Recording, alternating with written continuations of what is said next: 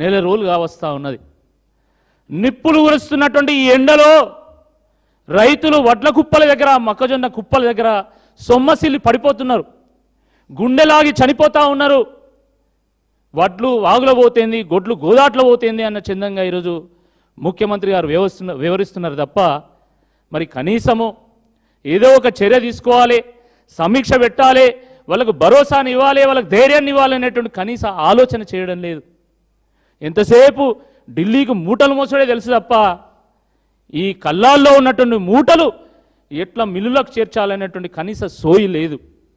ఇది చాలా దుర్మార్గము, చాలా దురదృష్టకరం.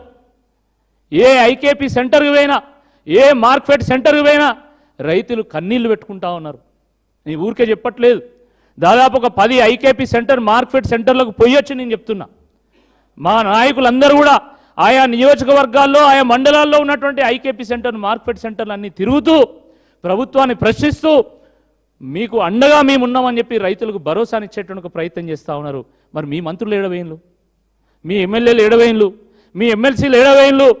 రైతుల పుణ్యాన గద్దెనెక్కి ఈరోజు గద్దల్లాగా వ్యవహరిస్తూ ఉన్నారు. రైతులను పొడిచి చంపుకొని తినేటువంటి ఒక ప్రయత్నం చేస్తూ ఉన్నారు.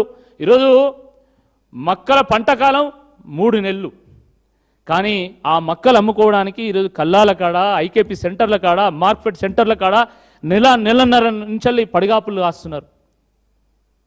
ఎంత దుర్మార్గం అంటే పంట కాలంలో సగం కాలం అమ్ముకోవడానికే సరిపోతున్నది రైతుకు. ఏంది అన్యాయము? మీరు కొనకపోవడం వల్ల ఈరోజు రైతులు 1600, 1700 క్వింటాలు అమ్ముకుంటున్నారు. వాస్తవం కాదా అని నేను అడుగుతున్నా.